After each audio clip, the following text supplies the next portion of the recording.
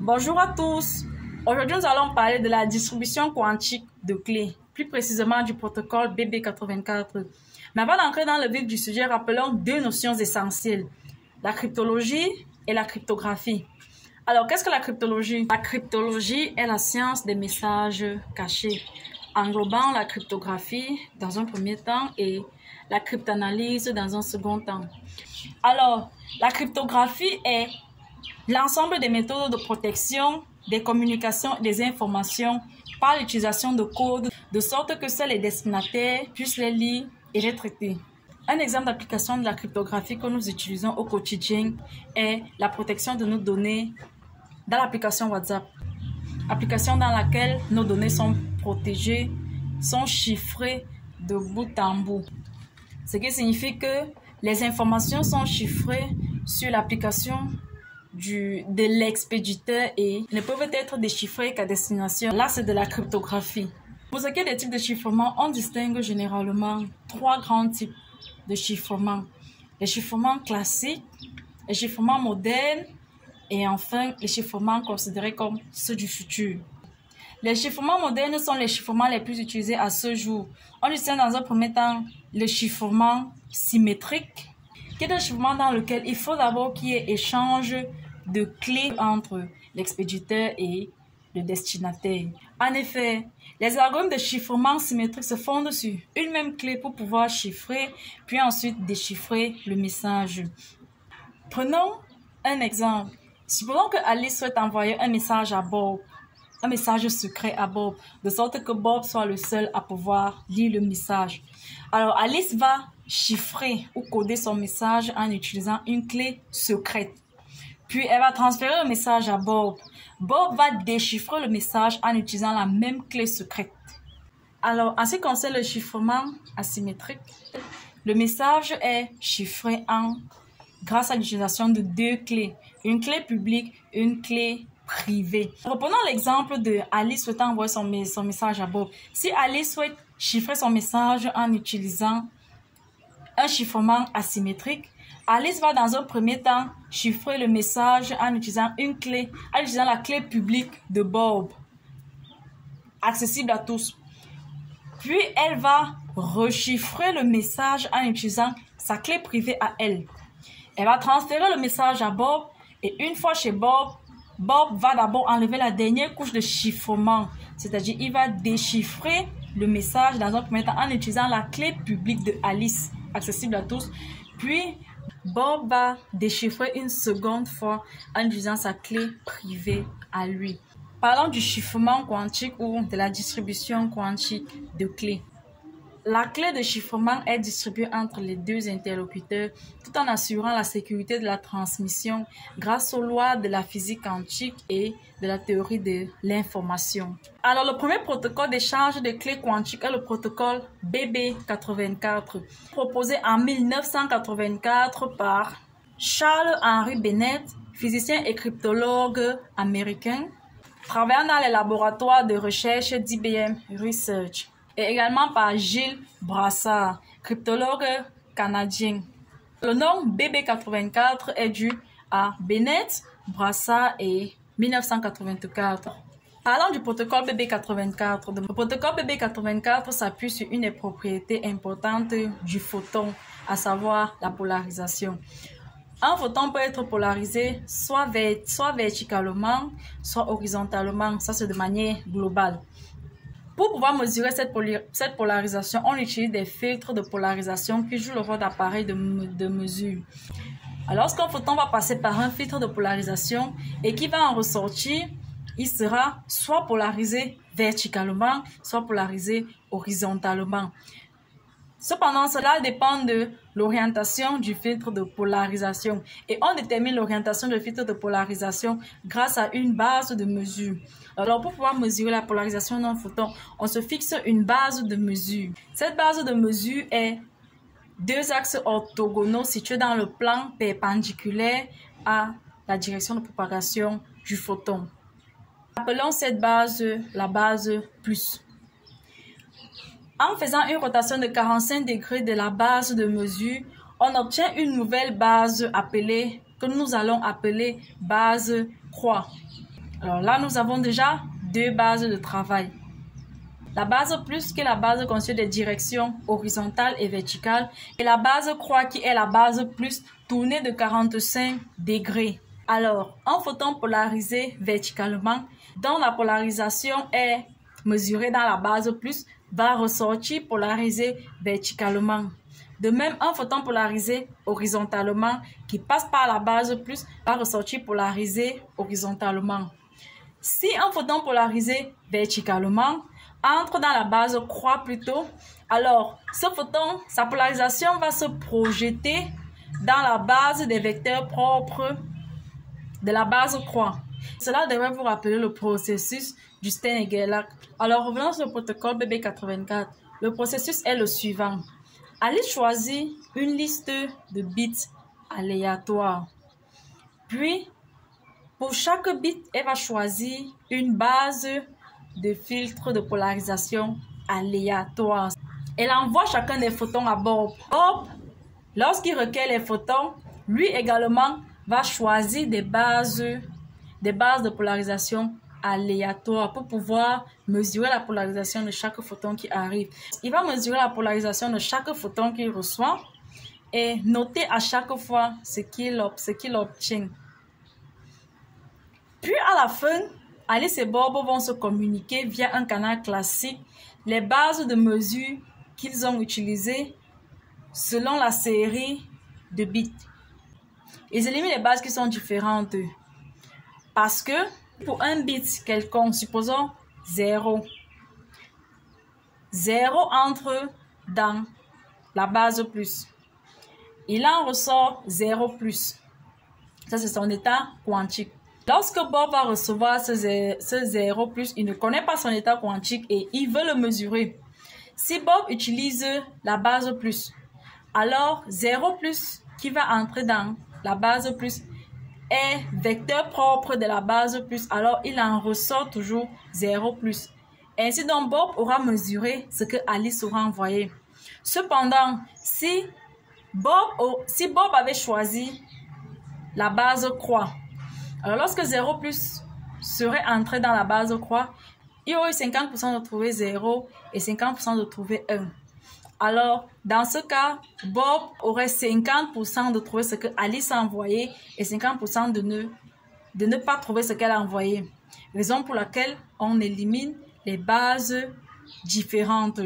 Alors, Alice conserve les bits correspondant aux bases qu'ils ont choisies identiques et garde cette série de bits qui servira de leur clé secrète de chiffrement. Pour pouvoir s'assurer que pendant leur échange, il n'y a pas eu un espion qui a pu intercepter les messages que Alice envoyait à Bob, Alice et Bob se communiquent une partie de leurs bits pour pouvoir faire une comparaison.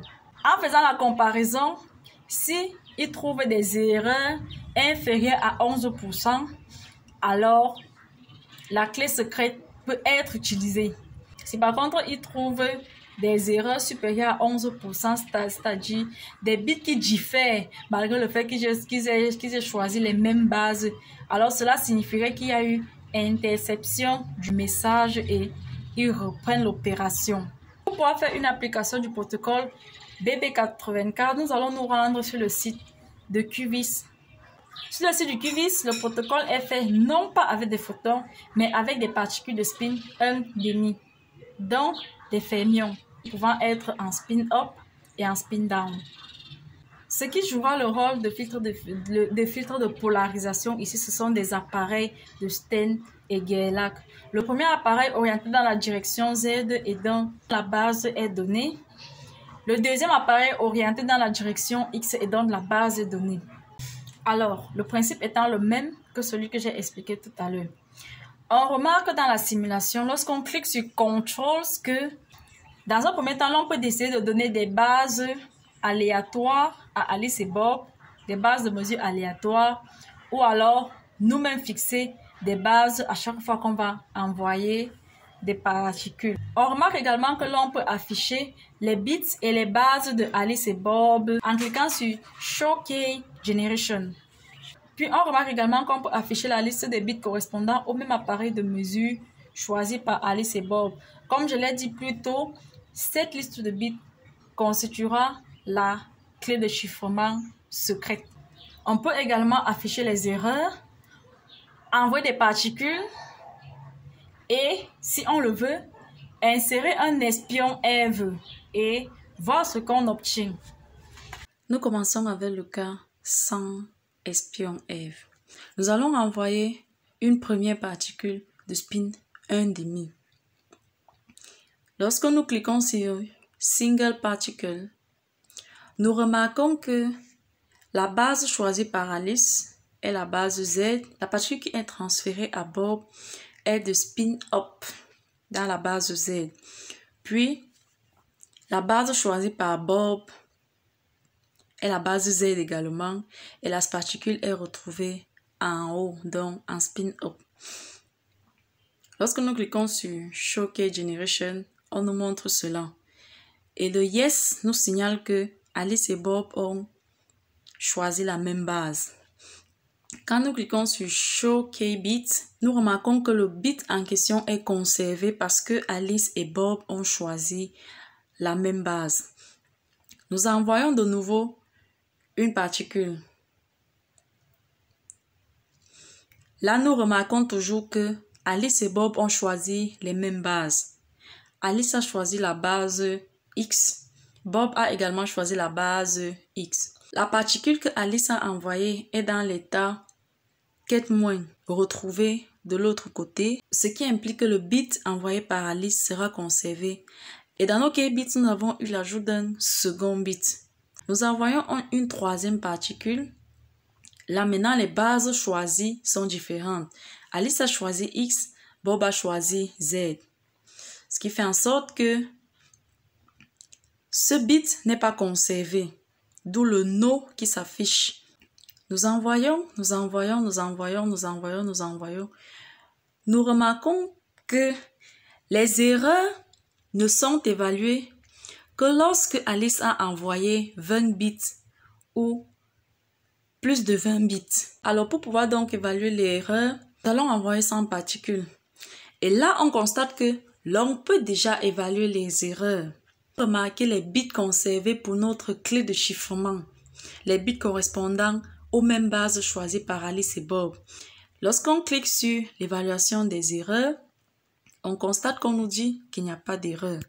Si on clique sur Show Total Errors, on remarque le calcul de la probabilité qu'il y ait une erreur. Cette probabilité est nulle. Cela s'explique par le fait que nous sommes dans le cas où il n'y a pas un espion qui puisse intercepter les messages que Alice envoie à Bob. Il n'y a pas d'erreur. Si on efface les résultats, on recommence l'expérience en envoyant toujours 100 particules. En évaluant les erreurs, on voit toujours qu'il n'y a pas d'erreur parce qu'il n'y a pas d'espion. Alors la clé de bits peut être conservée. Et on constate que dans notre clé de bits, les bits entourés en vert sont la partie de bits que Alice et Bob se sont partagés pour évaluer les erreurs. Comme on l'a dit dans les explications, après s'être partagé l'information sur les bases qu'ils ont choisies, Alice et Bob vont se partager une partie des bits qu'ils ont conservés pour s'assurer qu'il n'y ait pas d'erreur. Maintenant, nous allons faire le cas avec un espion. Insérons maintenant un espion Eve et reprenons la simulation. Nous avons donné des orientations aléatoires aux bases. Affichons les clés de génération, les bits conservés et les erreurs. Nous envoyons une première particule. On constate que Alice et Bob n'ont pas choisi la même base. Alors le résultat ne nous intéresse pas. Puis une seconde particule. Nous sommes dans la même situation. Une troisième. Alors, lorsqu'on envoie une troisième particule, on constate que Alice et Bob ont choisi la même base. Cependant, au niveau de la clé de génération, il y a une erreur. Alice a envoyé 1, Bob a mesuré 0. Cela est dû à la présence de Eve. Mais comment expliquer cela? Matérialisons cette situation en considérant l'expérience de 3 Stern-Gerlach successifs. Le premier orienté dans la direction Z, le deuxième orienté dans la direction X, le troisième orienté dans la direction Z. Alors, la particule sortant du premier Stern-Gerlach sort dans l'état 1, vecteur propre de la base Z. Il entre dans un deuxième Stern-Gerlach orienté dans la direction X. Lorsqu'il entre là, il va se projeter dans la base des vecteurs propres de X et a 50% d'être retrouvé en 0 et 50% d'être retrouvé en 1. Vu que les choix sont aléatoires, il va choisir à la sortie du deuxième Stern-Gerlach de se retrouver en 0. Là, c'est ce que R va retrouver. Ce qui ressort donc du deuxième Stern-Gerlach est dans l'état 0, 0 de X, qui est vecteur propre de X. Il va entrer dans un troisième Stern-Gerlach orienté dans la direction Z. Lorsqu'il entre dans ce troisième Stern-Gerlach, il n'est pas vecteur propre de ce Stern-Gerlach parce que c'est un vecteur propre de la base X qui est ressorti et qui va entrer dans une base Z. Ce qui se passe donc, c'est quoi? Il va se projeter dans la base vecteur propre du Stern-Gerlach orienté dans la direction Z. Lorsqu'il se projette, il a 50% d'être retrouvé en 0Z et 50% d'être retrouvé en 1Z. Et là, à la fin, on constate qu'il a choisi de se retrouver en 0Z. Ce qui fait en sorte que Bob va mesurer 0 et pourtant Alice a envoyé 1, malgré le fait qu'ils aient choisi les mêmes bases. Là, c'est l'effet de la présence de R. Et Alice et Bob se rendent compte de cette erreur lorsqu'après avoir conservé les bits de même base, ils se partagent une partie de leurs bits et constatent qu'il y a des bits qui diffèrent malgré le fait qu'ils aient choisi la même base. Vous pouvez faire cela en continuant d'envoyer des bits. Pour pouvoir évaluer les erreurs, comme on l'a dit, il faut envoyer plus de 20 particules. Alors, après avoir envoyé 100 particules, on évalue les erreurs. On constate que l'erreur est de 0,25. Donc, 25% supérieur à 11%. L'erreur est considérable, alors la clé ne peut pas être utilisée. Il y a eu un espion. Il faut recommencer l'opération. Alors, c'est de cette manière qu'on arrive à vérifier, grâce à la distribution quantique de clés, qu'il y a eu interception du message ou pas. Dans la simulation, vous pouvez vous exercer sur la compréhension de la simulation dans Challenge. Lorsque vous cliquez dans Challenge, on vous pose des questions. Là, par exemple, nous sommes dans le premier challenge, nous sommes dans une situation où il n'y a pas de F. On vous a donné les bases choisies par Alice, on vous a donné les bases choisies par Bob, on vous a donné les bits qui ont été conservés pour la clé de génération, c'est-à-dire les bits correspondant aux mêmes bases choisies par Alice et Bob. On vous demande donc de choisir la séquence de bits que Bob a mesuré.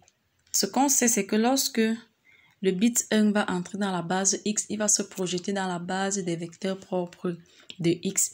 Alors, on a 50% de retrouver 0, 50% de retrouver 1. Donc, à la sortie, Bob a pu avoir 0 ou Bob a pu avoir 1. Maintenant, pour pouvoir choisir la bonne séquence de bits, on doit choisir une séquence de bits qui a du deuxième bit au quatrième bit des 0 alignés. On vous dit que vous pouvez choisir 2 ou plusieurs résultats. Nous constatons que nous avons 2 séquences de bits dans les propositions correspondant aux 0 alignés de la deuxième à la quatrième position. Cette séquence de bits est celle-ci. Alors, nous soumettons et là, en effet, nous avons trouvé. On vous explique et on vous met votre score. Vous pouvez ainsi continuer jusqu'à